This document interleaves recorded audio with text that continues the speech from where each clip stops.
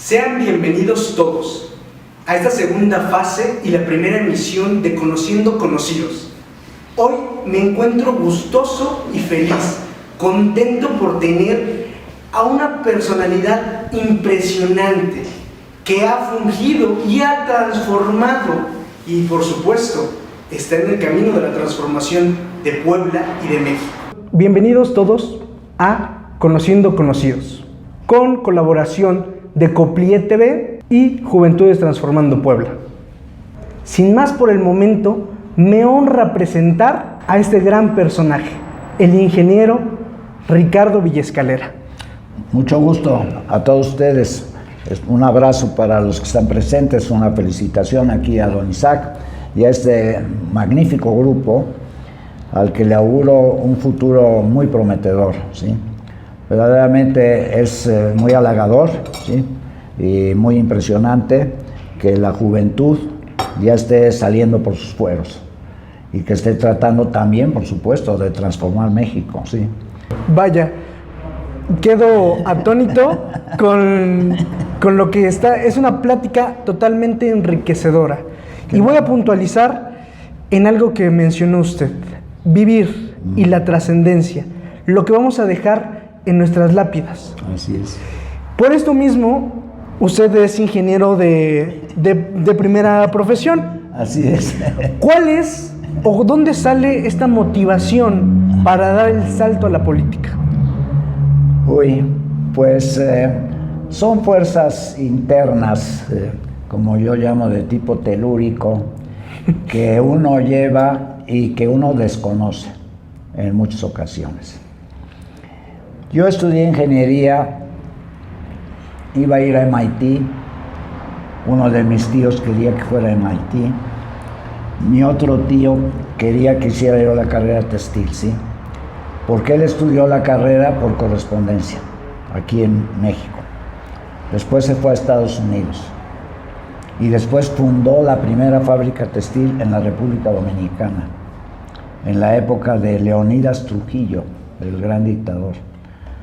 Él compró la maquinaria en Estados Unidos, hizo el edificio, sembró el algodón. O sea, era un apasionado de la industria textil, francamente, ¿verdad? Él habrá nacido como en 1903, 1905, por ahí, más o menos, mi tío Manuel. Entonces, él estaba muy interesado en que yo, después de la prepa, pues estudiara textiles. Entonces nos fuimos a Atlanta, Georgia. Georgia Tech es una gran institución también, como MIT. Y ahí había una escuela textil que le llamaban la French Textile School, y la vimos, viajamos con mi papá, y no nos pareció lo suficientemente buena. Entonces había otra escuela que era la primera de Estados Unidos, ¿verdad? Ahí en Lowell, Massachusetts, donde la industria textil empezó, y se desarrolló mucho en Estados Unidos, hasta que los sindicatos prácticamente la estaban tronando. Y entonces los empresarios emigraron todos al sur, al grado de que empresas como Burlington Mills, que tenía toda la capacidad de México, esa sola empresa, en continuas de hilar, en telares y en todo, planta que se sindicalizaba, planta que cerraba. Así de fácil, ¿sí? Bueno, entonces estudié finalmente en Lowell, aunque visitaba yo MIT y Harvard con cierta regularidad, porque estábamos como a 60 millas de Boston, ¿sí? Pero sí me hubiera gustado estar en MIT y en Harvard, porque es una combinación ideal, ¿no? La parte de ingeniería con la parte de humanidades de Harvard, ¿no? Sí pretendí estudiar una maestría en negocios, que es muy famosa en Harvard, MBA, Master of Business Administration. Harvard inventó el estudio de casos, ¿sí? Entonces le presentan al estudiante un caso de la vida real, pero con los nombres cambiados, ¿verdad?, de tipo empresarial, y le dicen, bueno, ¿y cómo resuelves este caso? Y entonces lo empieza a resolver, ¿verdad? El IPADE, el Instituto para la Alta Dirección de Empresas en México, tomó eso, también en Barcelona, y es el complemento a la carrera de ingeniería, porque yo creo que una cosa es ingeniería y otra cosa es dirección de empresas, ¿verdad? Bueno, de todas maneras estudié ingeniería en Lowell, tuve ahí muy buenos amigos, desde luego. Empezó como Lowell Textile Institute, ¿verdad? Después cambió, evolucionó a Lowell Technological Institute, y ya metieron electrónica y todo, Estoy hablando del año 53 al año 57, ¿sí? Y ahora es una gran universidad, la Universidad de Lowell, Massachusetts, que me mandan los folletos y bueno, es que realmente en Estados Unidos saben hacer las cosas, saben evolucionar, todo lo hacen como Dios manda. Ahí construyeron un gran hall, ¿verdad?, que inauguramos como en el año 54, 55, ya llegó Nixon, el vicepresidente, y lo saludé de mano. Bueno, entonces, en pocas palabras, ahí estudiamos hilatura, tejido, acabado, ¿verdad? Tenían muchas máquinas, era como una gran fábrica, luego el textil, teníamos dormitorios, teníamos cafeterías, teníamos de todo, ¿verdad? Todo muy organizado, teníamos que pasar tantas materias. Yo saqué muchos dieces en física, química y matemáticas, iba yo muy bien preparado. Además, había yo estado en la Universidad de Luisiana aprendiendo inglés, Louisiana State University, le llaman LSU, los Tigres de Luisiana, ahí en Baton Rouge, Luisiana, ¿sí? Y bueno, es una gran universidad. Y de ahí fue que ya me fui para Lowell, estudié la carrera en el 57, lástima que ya no fui a Harvard en el 58, 59, pero entonces tuve la oportunidad, ¿verdad?, para ir a hacer prácticas a Inglaterra. Habíamos comprado maquinaria de Inglaterra. Mi papá siempre trabajó con maquinaria inglesa. Entonces, disculpe que lo interrumpa, ingeniero. Todo esto lo entiendo yo, usted me podrá decir, que todas estas situaciones que fueron pasando a lo largo de la historia lo motivaron a usted para dar este salto. Pues fue poco a poco realmente, y fue, aunque ustedes no lo crean, un poco casual, porque yo estaba ya muy metido en la empresa, ¿no? Yo me gradué en el 57, después estuve en Oxford hasta el 60, después me casé en el 62, ¿verdad? Después ya dirigí la empresa totalmente en el 65, ¿verdad? Y estaba yo metidísimo en lo de la empresa, ¿no? Ya saben que la llevé a ser la exportadora número 1, ¿no?, en Puebla y en México, de hilos de algodón. Abrí el mercado de Estados Unidos, el de Canadá, el de Europa. Me acuerdo que en el año 72 tomé 22 aviones en 34 días. Abrí toda Europa, Escandinavia y detrás de la cortina de hierro, ¿no?, etcétera. Y bueno, llegamos a tener 5 agentes de ventas en Alemania, etcétera, ¿no? Entonces estaba yo muy metido en la industria, pero no era mi cup of tea, como dicen en inglés, ¿verdad? No era realmente lo que yo quería, ni para lo que había yo nacido, ¿sí? Esa es la realidad. Pero el reto industrial es muy formativo, es de mucha disciplina. Nosotros trabajamos prácticamente 7 días a la semana, yo iba todos los domingos a la empresa, incluso una de mis contadoras, como exportábamos a Estados Unidos, el domingo exportábamos 3 trailers a la semana a Laredo para Estados Unidos, entre otras cosas, después a Veracruz para los puertos de Europa y todo cuanto hay, ¿verdad? Un día, ya para ir abreviando, me habló un periodista, Pepe Bolaños, del Sol de Puebla. Realmente él llevaba la voz de Puebla y me dijo en febrero del 83, oiga, ingeniero, ¿le gustaría ser usted candidato a la alcaldía de Puebla, no? Y bueno, pues yo era presidente de la Cámara Textil en el año 81, 82, tenía muchas entrevistas, ¿verdad?, con Esquina Radiofónica, que se volvieron muy famosos con Enrique Montero Ponce, ¿sí? Le llamaban Mentiras Ponce, todos los demás. Y bueno, entonces le dije, pues sí, yo me aviento. Y no tenía yo partido, no tenía yo nada, ¿no? Yo todavía no estaba en confrontación directa con las autoridades. Fue hasta noviembre del 83, ¿verdad?, el 27 de noviembre de las elecciones, cuando ya, pues, evidentemente, toda la población que me apoyó, que fue verdaderamente algo tremendo, abrumador, vaya, sencillamente una insurgencia cívica que a mí me tocó, ¿verdad?, la gran suerte de capitanear. Bueno, pues entonces ya el distanciamiento con el gobierno ya empezó a ser muy fuerte, porque no respaldaron la voluntad popular. Ya saben que yo en la urna aquí en la pagoda donde iba yo a votar estaba embarazada completamente. Yo creo ser el papá de la urna transparente en todo México. Estaba en una caja de cartón, estaba toda llena de votos del PRI, todos tachados. Ustedes no saben, pero había escuelas que les decían a los alumnos, tachen la boleta del PRI para que la podamos rellenar. Y ya llegábamos y ya estaba todo lleno, ¿sí? Por eso le llamaban la urna embarazada. Sí, pues la quemamos y ya no se pudo votar ahí y demás. El ejército nos voló muchas urnas, que eso es algo increíble porque es el ejército. mucha gente se tiró al piso para que no pasaran los camiones del ejército. Hubo una cantidad de cosas increíbles en el año 83. La ciudadanía realmente estaba ansiosa de un cambio, entre otras cosas por la estatización de la banca de López Portillo en el año 82.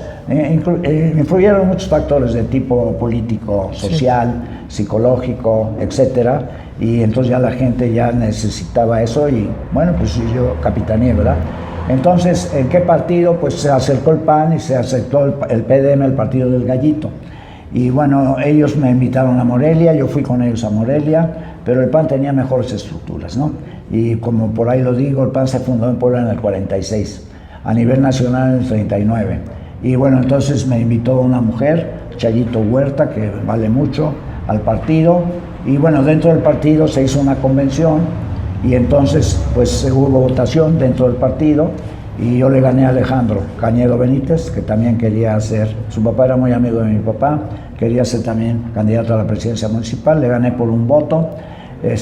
Ahí hay muchas anécdotas de un periodista que desgraciadamente ya murió, Germán Benítez Márquez, que fue el que descubrió me estaban haciendo chanchullo a mí dentro del partido, cosa increíble. Pero bueno, el caso es que gané la elección interna y ya entonces ya me canalizaron a la elección, como le llaman, constitucional. Y entonces ya, pues yo enfrenté a Jorge Murat Macluf, ¿verdad? Y bueno, se acuñaron muchos dichos, por ejemplo, adelante a los lados, ¿verdad? Aquí no hay acarreados, no que no, sí que sí, los rateros son del PRI. Okay. Y venía Maquio de la reunión de Coparmex y le dije, ¿vas a ser el candidato? Y dice, no me digas eso. Dice, sí, tienes que mentalizarte, ¿sí? Y demás, y fue el candidato del PAN. Pues él en televisión, que no se salía, todos los medios estaban controlados por el Estado, todo estaba controlado, ¿sí? En 5 minutos volteó al país y ya no le dieron más chance de ir a la televisión, ¿sí? No, ustedes no saben lo que es. Bueno, miren, yo iba a quemar el sol de Puebla, así de fácil. Ah, claro, yo estaba encima de un autobús con 10,000 gentes y le pude haber dado la orden de quemar el periódico. Totalmente. ¿Por qué? Porque en la campaña del 83 nos sacaron sola vez. O sea, nos ignoraron. ¿Sí? Te desprecio con el látigo, ¿no? De mi desprecio. No existes. Entonces, como una multitud tan grande que me había seguido en la campaña, pues sencillamente no existía. Entonces, estábamos muy dolidos, muy molestos, muy enojados. Y entonces se hizo una manifestación enfrente del Sol de Puebla, ahí. Y bueno, pues la verdad se merecían que los hubiéramos quemado y acabado con ellos, ¿sí? Esa es la realidad, bueno. Bueno, por lo menos tiré las puertas del Palacio de Gobierno. Esa es otra cosa, ¿sí? Entré con 1,500 gentes, todos los policías se replegaron, ¿sí? Mandé pedir a los mariachis, ¿sí? Empecé a bailar con todas las chicas, ¿sí? Que fue lo que me agotó. Y ¿saben lo que realmente tocó la primera canción, los mariachis? No cabe duda que el mexicano tiene una intuición bárbara para que sufra la canalla. Todo esto, ingeniero, nos lleva a la siguiente pregunta. Yo creo que es complicada, porque toda una vida sí, claro, es complicada, no pero se puede resumir en 5 segundos. Precisamente esta pregunta es eso. ¿Cómo se describiría usted en una palabra? Porque sin duda alguna lo puede, sí. O en su educación, desde lo más básico de su niñez, estuvieron presentes muchos valores educativos. Claro. Pero toda esa vida, como usted lo dijo, no se puede describir. Pero claro. En una palabra, si usted pudiera, ¿cuál sería?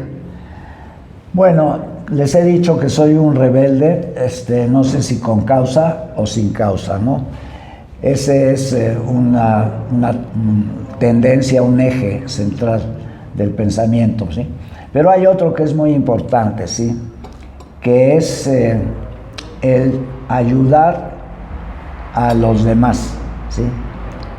Ese es el famoso dicho de haz el bien, ¿sí? Sin mirar a quién. Yo creo que eso es fundamental. O sea, la empatía con los demás y con sus necesidades, ¿sí?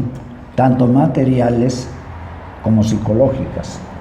Sí, porque hay el desarrollo material y el desarrollo espiritual, ¿no? Y hay que ayudar a la gente a que tenga, uno de los lemas de mi campaña, entre otros, fue por una vida plena y riqueza para todos, ¿sí? Puede ser riqueza material, riqueza espiritual, y la vida plena, pues eso es importantísimo, ¿no? Y yo veo que en nuestro país y en muchos países, pues la gente no está haciendo eso, no puede hacer eso. Las famosísimas faltas de oportunidades que no dejan que el ser humano se desarrolle, ¿sí?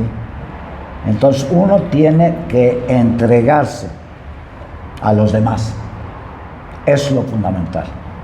Pues, ingeniero, una entrevista totalmente magnífica que yo creo que sería imposible englobar todo.